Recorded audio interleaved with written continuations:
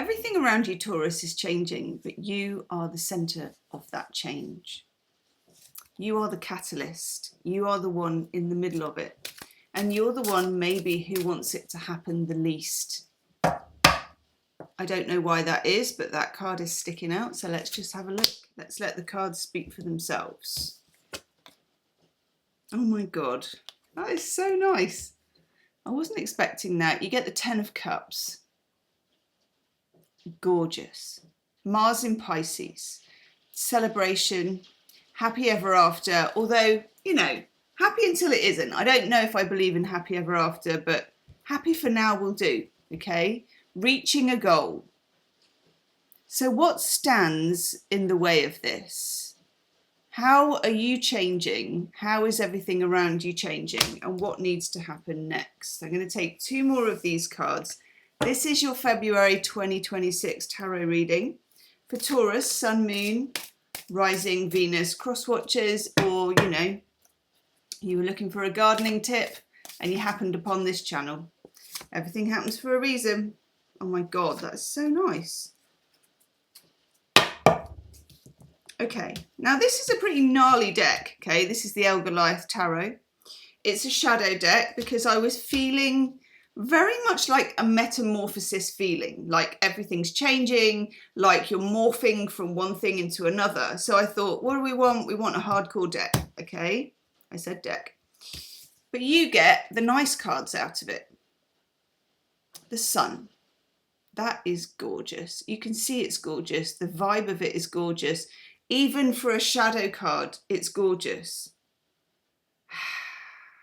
Something is blossoming, despite difficulty. I'm also getting a feeling of things growing. You know, like when you go along an urban street and you see a wall or you see a pavement or something like that, and there's a crack and a flower has kind of made it out of that environment, which is concrete and, you know, street lights and all that stuff. And then this flower has the will to find the light, okay? You are the flower in this instance. And, you know, it's not easy always being a flower. Make a t-shirt for that. It's not easy being a flower. I'm a Taurus. But you can't help but unfold. Okay, it can be a painful business though. So I will look at some shadow cards as well as these cards to see what's standing in your way. We've got the 7 of Wands, the determined otter. Now Taurians are fixed earth and you do have a very strong work ethic. You also have a very strong sleep ethic. So I always think, and let me know in the comments, okay, that Taurians should look towards careers that will let them sleep at night, because I'm only going, I don't have Taurus in my chart, but I'm only going off my knowledge of Taurian friends. They need a lot of sleep. They need 12 hours. You know, they need a proper deep sleep. Okay. What is standing in our way? What do we look at? What do we need to address?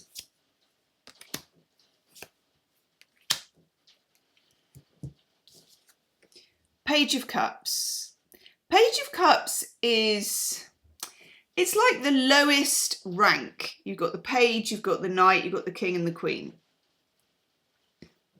It can be an apology. I have a feeling it's about forgiveness, and I'm sorry to drop the F-bomb this early, but there's something, and I know I don't like telling people there's something you need to forgive, because it's very personal forgiveness and it's on a case-by-case basis, isn't it? Because some things you can't forgive, you don't want to forgive, or you don't know how to forgive, or it just doesn't feel right. But there's something in there, or something going on for you that may require you to release it through forgiveness. Now, when I think of this, I think of the Ho'oponopono prayer, which is spelt in the most ridiculous way. It's like Hoponono, N-O-N-O-N-O, okay? You can find it. You can find it on YouTube and you can recite it. It's like a meditation.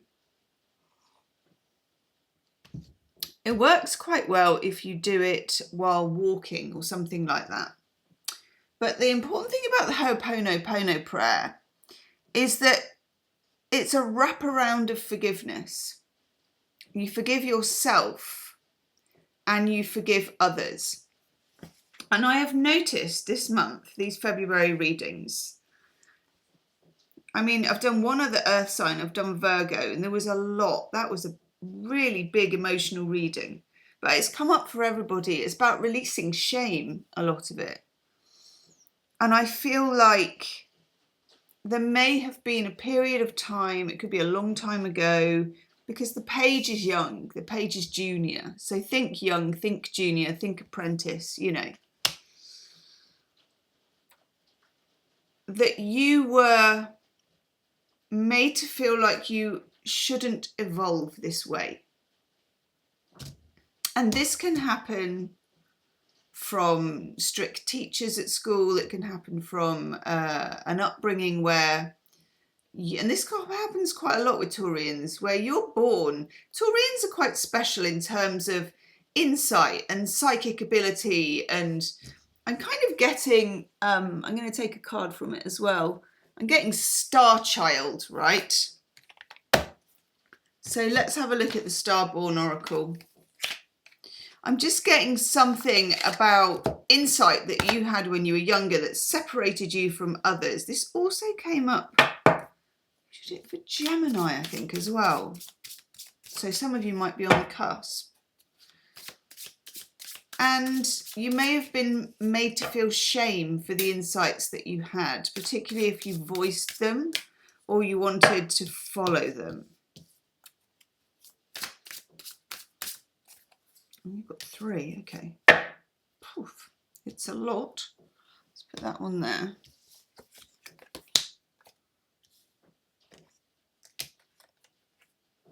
First one we get is the higher self.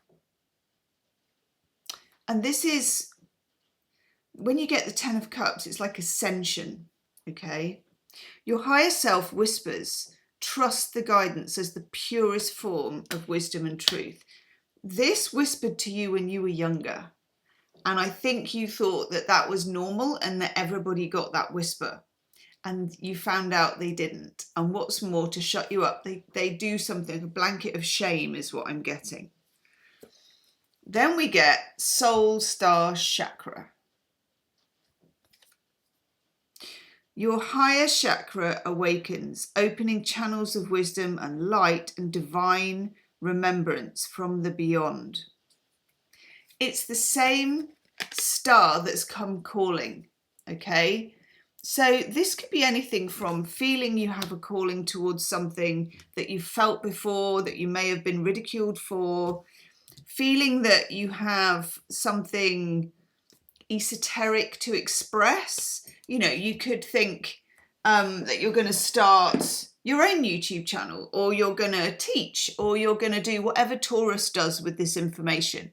And for each of you, it's going to be very individual, okay, what you do with it and how you communicate it. But it's important to free yourself from that early shame. And in the second half of this reading, we're going to look at relationships, love relationships, friend relationships, just relating. But I feel like shame will show up in relationships faster than in any other thing, because relationships are a mirror. And I'm also getting, I'm getting some weird channels for you. I'm getting a mirror that's, you know, when a mirror is full of condensation and then you write on it. I'm getting that, and there's like a few letters on this mirror.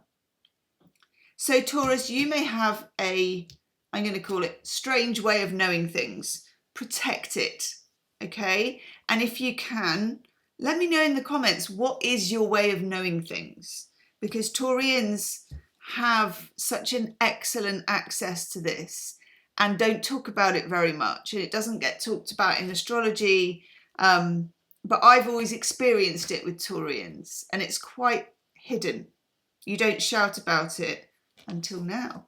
Song of the Stars. The universe is singing through you. Every vibration, every note is harmony woven into cosmic creation itself. I know these cards are a bit woo-woo, okay? And I've got a couple more tarot cards here.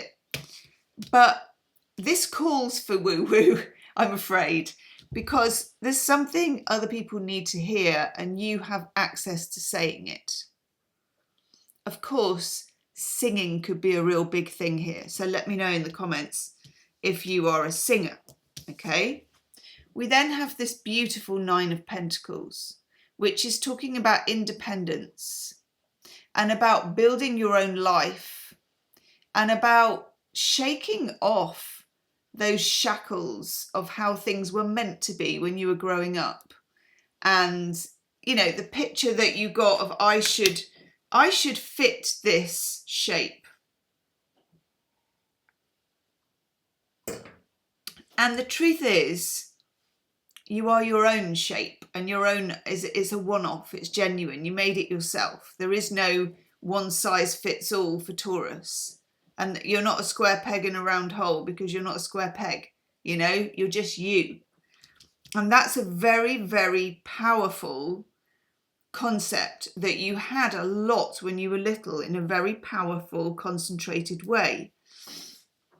And I feel like for some of you, you split off or dissociated from a part of yourself that was very powerful and very connected to the universe. So physically, and Taurus is a very physical sign, think about chakras, you know, literally lighting up chakras, or body work of some kind, like somatic work. You can find it on YouTube, and it's very important you find your own version of this, the one that calls out to you, okay? But some of you may end up teaching this to other people. And this could be in a very sort of mundane kind of a way, like you may teach first aid, you know? You may teach nursing. You may teach Reiki, you may teach gardening, but those things all heal and save. They just have more normal names than the other thing that you can do, the other gift that you have. And then we have the Two of Wands, which is the adventurer's decision. This is getting yourself out there. So some of you may have wanted to learn something, wanted to do something, wanted to be something, wanted to help someone, been fascinated by something, and this may or may not be monetized. It doesn't really matter. Most Taurians are good at holding down a job. Many Taurians that I know do jobs that aren't necessarily going to set them on fire, but they don't mind them. You know, jobs that are okay, that pay the bills so that you can do the stuff you really like, you know, and that's good too. So this may or may not be connected to a money line. If it is, great. I mean, if you were thinking of starting a spiritual business, it's a hell yes from me. So this can be on any level, okay? Hobby, money, but it's, make no mistake, it's the stuff of life for you. It's your life force we're talking about here. I know. Your life force, and that counts. And when you're little, and I'm picking up such strong, like, I'm picking up your energy when you were little as really bombastic. A lot of Taurian children are very strong, strong-willed. Even if you're quiet, you're strong, okay? And it can scare the adults and the muggles. So somebody, and I'm getting a channel, so much channeling for you. You must be able to channel. Let me know if you can channel, and do hype the video if you haven't already. You hit the like button and then you go swing, swing, swing along a bit, ping, and you can hype it. And then more Taurians can find this, what is turning out to be, I think, an important message. Let me know in the comments if you can channel, and let me know how you do it. I'm a Pisces with Pisces rising, so I channel messily. It's like, blah, blah, blah, blah. That's my channeling. What also happens for me as a reader, and I'd love to hear from other tarot readers as well, is I think I tune into the energy of the sign that I'm reading. And sometimes, and this is weird, and I'd love to hear from any tarot readers about this, I tune into individuals even though I haven't released the video yet when I'm doing the reading. I love that part because it feels like I'm in the room with you. And hopefully it feels like you're in the room with me. Okay, that's the whole, for me, there's no boundaries. I'm Pisces. I like the energy of past, present and future, the energy of this video going up and being recorded. It's all the same, and you receiving it is all part of the same world. Always get to talk like this when I'm doing the Taurus reading. Should we talk about love, relationships and all that malarkey? Right. We got the Three of Wands, and do you remember the last card you got in the general reading is the 2? So this is rather delish. So a lot of similarities here. The most similar thing, apart from the water element, which I know you're earth, but water is coming up, and sometimes you borrow other elements for a time, and yours is water at the moment because that's kind of the mysterious, the subconscious, the moon, all that kind of stuff. So looking out from the edges of what you know, this rock, I don't know if they call it a jetty when it's a rock. Anyway, this edge here that you got in the Three of Wands, it's like I'm going to the limits of what I know, and now I'm going to go beyond. So the Three of Wands is about dynamic choice and movement in relationships. Your relationships are on the move, okay? We have the Eight of Wands coming in. So Eight of Wands is Mercury in Sagittarius, I think, which is Mercury, planet of communication, Sagittarius, fire and joy and blah, you know, that's Sagittarius energy. If I was to describe it to you, it's like, woohoo, that kind of energy. So an outgoing message, a dynamic message. It could be a dynamic conversation. So if you want to have a searching conversation with somebody, that could be good, okay? It's also a card of revelation. It's a card of you speaking your truth, of other people speaking their truth. For some of you, I'm getting, God, something that is deeply buried is going to be said. Oh my God. I'm going to have to make a note of that. Hang on. I'm writing it down.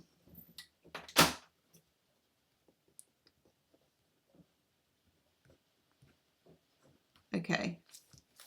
So this can be a secret. This can be your secret, their secret, or in a relationship, could be friend, could be lover, whatever it is. It comes out. Now, we have a new moon solar eclipse on the 17th of February, which I am thinking is the new year. You know, never mind all this January nonsense. And also,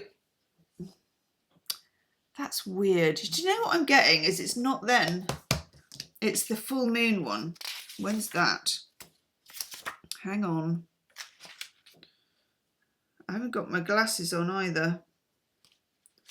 But it's going to be pretty soon after, isn't it? So that's on the 17th. Just going on my moon diary. God. You get to a certain age, don't you, Taurus, and you're like squinting into the moon diary. Right, okay. That one. There it is. Right, look out for the 3rd of March. Total lunar eclipse in Virgo, I think. Unless I've read the glyph wrong because I'm squinting. 3rd of March. That is the revelation time, not the new moon on the 17th. Don't ask me how I know, it's a hunch. You get the hunches. So It's slow to come to light. It's slower than you'd like it to be. But we have the Three of Cups. What comes up, what is revealed, is likely to contribute towards connection. It's likely to mend fences, and I like that for you. Oh, hello. Card on the floor. Hang on. Got me hottie here. I really am a Taurus. Look at this.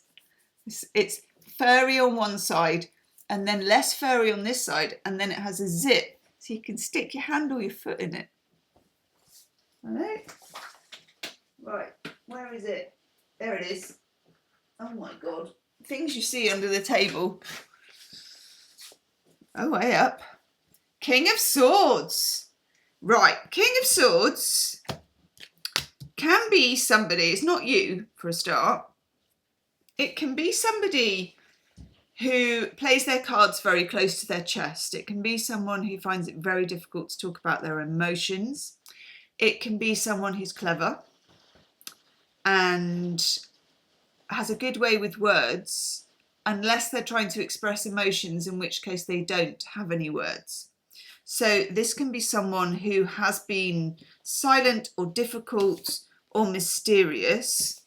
Four of Pentacles, playing it very, very close to their chest. Okay. Now notice we have this revelation here, this metabolizing, this metamorphosis into communicating something. That is not easy for them. And I don't think it's that easy for you either, to be fair. Oh, yes. There will be an extended love reading, by the way. If this really resonates, it will be the first link below the video. That's where our High Priestess comes in. I know the High Priestess is typically thought of as a Pisces card, but I often think of it as a Taurus card because it's divine feminine knowledge, and it's that whole soul star chakra, star child, the stuff that you're made of, the crackling, the crown chakra light. It's all of that stuff. When you hear the revelation from this person, synthesize it like the High Priestess. Don't think it through. Don't compute. They may deliver it to you in a very computey kind of a way, very logical, very dry, very blah, blah, blah. These are the facts. But you need to let it synthesize in a High Priestess way. Okay? Oh, my Lord. Okay, the rest of the cards all came out at once, which happens with you nearly all the time when I do your reading. So let's just have a look. Oh my God, hey up. Itchy nose. Woof. That's a lot. Okay. Did you have that before? No. Okay. Strength. This is immense. I absolutely love this card for you. This is when you know yourself and you trust yourself and you are yourself and you live yourself. And that's how this woman and this lion, it's why the lion is not eating her, because she knows herself and the lion feels it. And I feel like this is you and that's your person, or a person, or whatever your other side of this relationship is. It's a symbiotic relationship with different levels and approaches. I like this. It's a position of strength because you're not pretending. And then, oh my Lord, do I love this card, the Lovers. Now, the Lovers means, yes, this will lead to a choice. It will lead to taking a certain road. The Lovers is always not right now. It's always a bit down the line. So I would say May, in fact, probably in your season, in your birthday season, you get to make a decisive choice. Okay. But what's happening for you right now in terms of the new moon eclipse on the 17th of February, the full moon one particularly on whenever it was, 3rd of March or whatever, beginning of March, is preparing you for this, okay? We then get the Queen of Swords. So we have the King of Swords and the Queen of Swords. You and this person go toe to toe. Your energy is somehow calibrated. Doesn't mean that you match, because you don't match. It's not in terms of we're both the same. You're not. But you're calibrated. With the Three of Pentacles, working together. And this is all your relationships. You learn to harmonize with friends, with family, with lovers, okay? It's quite a beautiful thing, and it's in most part because you have accepted and learned to celebrate the joy of who you really are, okay? And then a little bit of chicka for you, Taurus, the Ace of Wands, passion, and a little bit of, you know, a little bit of attraction and zippity-doo-dah, kundalini energy. I'm liking the look of that. Okay. I'm going to do the extended reading. I do a triple deck reading. So you have one deck, your other person, the other energy has another deck. And then I have a deck that goes for what brings you together. And I pull some shadow cards, what's keeping you apart, what brings you together, what's keeping you apart, what is your next best course of action, okay? The link is below in the description box. I'm going to go and do that now. I will see you on the other side. Namaste.